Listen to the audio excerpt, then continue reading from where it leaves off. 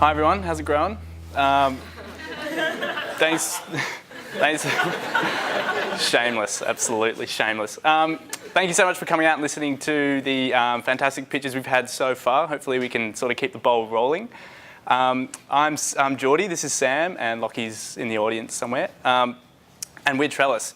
And the issue Trellis is seeking to tackle is a big one. So the World Bank estimates that we're going to need to produce 50% more food by 2050 to feed the burgeoning global population.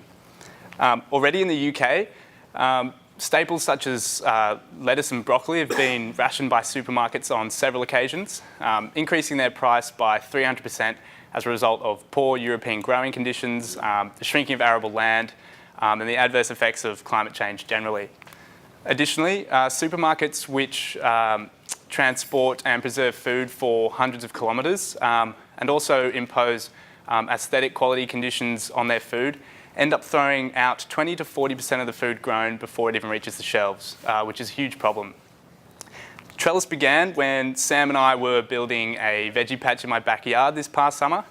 And frankly, it took ages, lots of tools, as you can see, lots of money, and basically lots of us just kind of winging it.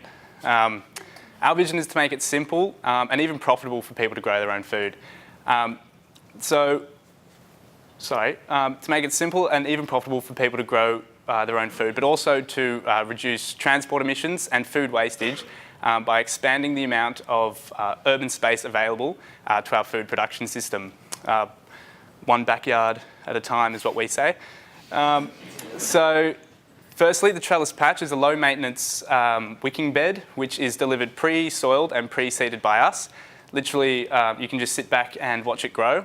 Secondly, growers can exchange any excess produce with each other or sell it back to us. And we collate this excess and sell it on to local independent grocers and small cafes. That's that one. So Trellis receives an annuity-style income stream from the sale of the trellis patch.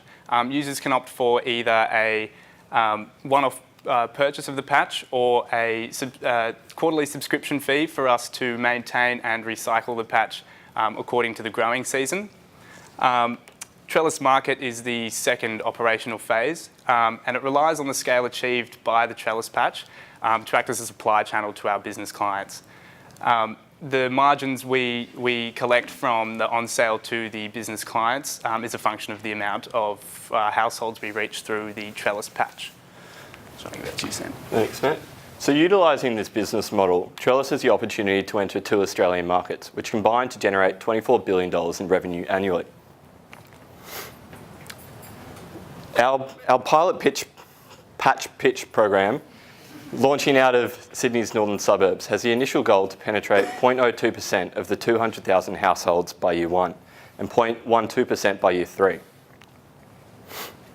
Once our patch program is established, we'll begin to launch our Trellis market offering, targeting our service towards 197 cafes in Sydney's northern suburbs region, with a focus on small to medium-sized business.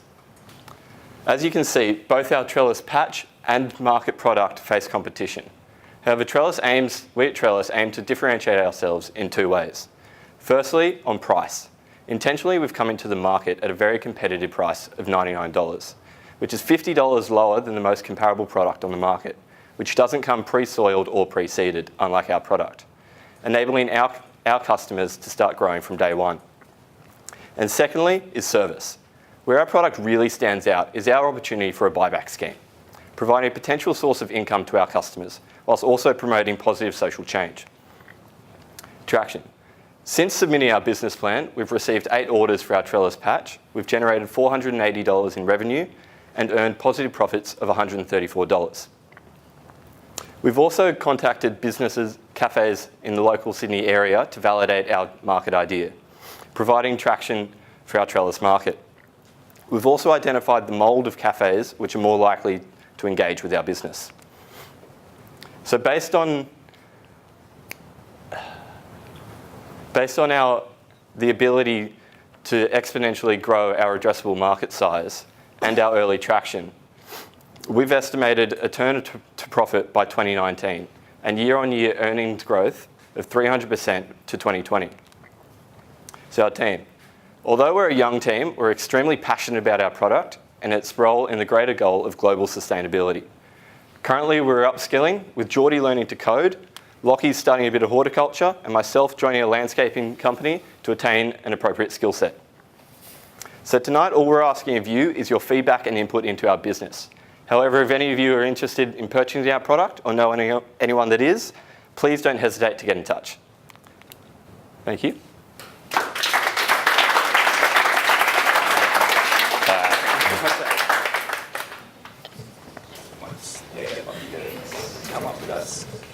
Come on down. Well done on the pitch and well done on already having some traction. It's great to be able to say we've got, even though it's only $480 revenue, that's fantastic. First, just quickly, it's not a question, it's a, if you looked at MIT has a research group called, I think it's Open Agri or Agri Open, and they're doing this, but it's on a really high-tech scale. I won't go into details to bore the audience, but check it out because it's really cool. And they're the same premise as you in that they believe that distribution of food is not the issue. It's about being able to grow whatever you need, no matter what the environment. So theirs is more of like an incubated setting, but it'll be very interesting for you to have a look at. Yeah, check it out. For Yeah, sure. great. Yeah, thank you. And my question being, how are you cheaper? What's your sort of special sauce or your magic ingredient that makes you so much cheaper than your competitors, and can you sustain that? So I'm happy to field this one. Thanks, Megan. So a lot of our target audience so far has been sort of a younger audience, people like us, and a lot of the products that are on the market at the moment, they're sort of tailored more to high-end, sort of like, it's almost like futuristic landscape kind of self-watering beds. And that's not really sort of where we're going. So they have like really high quality finishes and stuff. This is a first prototype, so don't judge it too harshly, but that's our sort of focus is more the industrial kind of look, and we are experimenting with new products, but basically it is quite simple technology when you sort of break it down, and what distinguishes price with most of the products is sort of the high-end kind of finishes. So with the approach we're taking, we can actually do it quite cheaply. And to add on to that, our costings is for us to just build one, buying our products, buying the supplies from a Bunnings or your local nursery. So we haven't taken into account once we start buying in bulk and getting those discounts. Thank you. Well, that's great to hear, because one of the things I often think about is how sustainable is a project, but if it's in the case that it's actually paying all your salaries as well, that's a really good first step. And I'm also interested in the next step you're talking about, which is supplying cafes, because my understanding cafes will want to say, well, we'd like to have a box of lettuce delivered every day, consistently, consistent quality, consistent number of lettuce every day for the next 3 months. Given the size of the box you have here, that would basically be one full box supplied, and that's going to take a while to grow. So how are you going to manage the consistency that a cafe needs from the variety of people you have developing or creating the product? Sure, so I can take that. Yep. So on that, also some cafes do have minimum supply contracts with their suppliers, so that's something in our validation, we discussed with a number of cafes in the North Shore region. And in terms of getting around that, we are really targeting the small to medium size end cafes, and ones where we need to establish this program, as we mentioned first, to be able to gain understanding of how much supply we can actually collate and redistribute.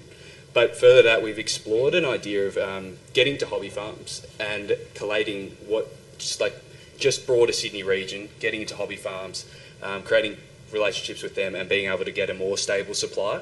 So whilst we're building out the Trellis Patch program, we're looking at building out a model which is similar to an online farmers market. I don't know if you're familiar with Ubi.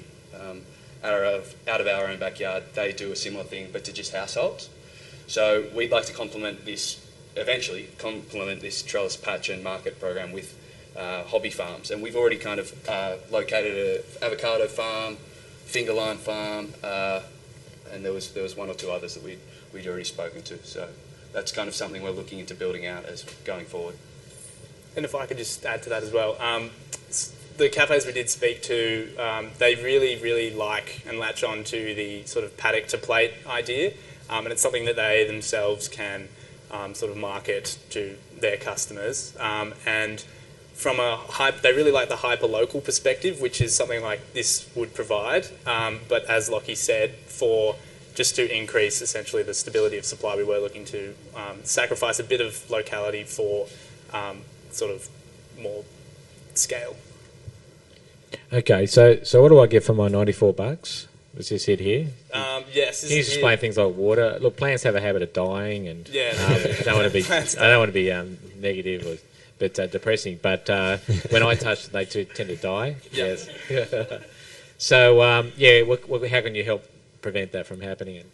So that's basically where our sort of dual pricing mechanism comes into it. So yeah, for the $99, you do just get the box, which, sorry, I did actually kind of flick through the slides a bit too quickly, but it has a water reservoir at the bottom, which you can fill up through the top, and it's very low maintenance.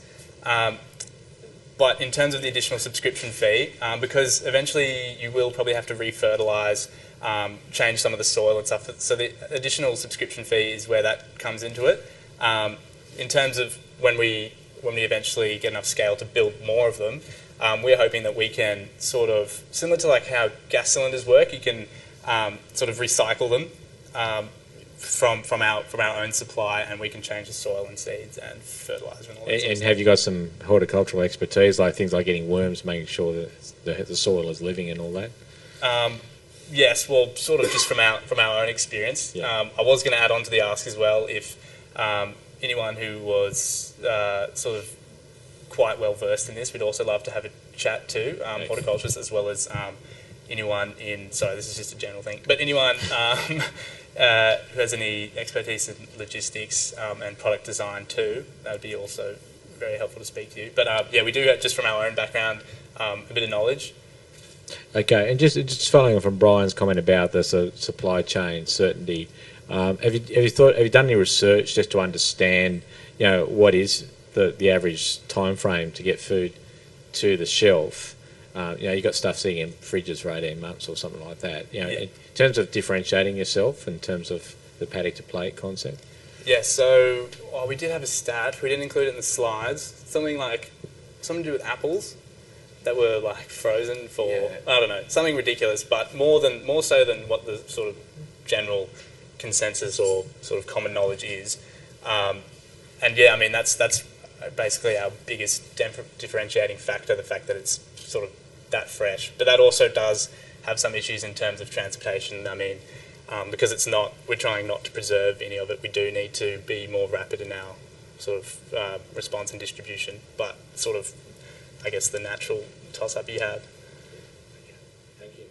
Cool. Thanks very much.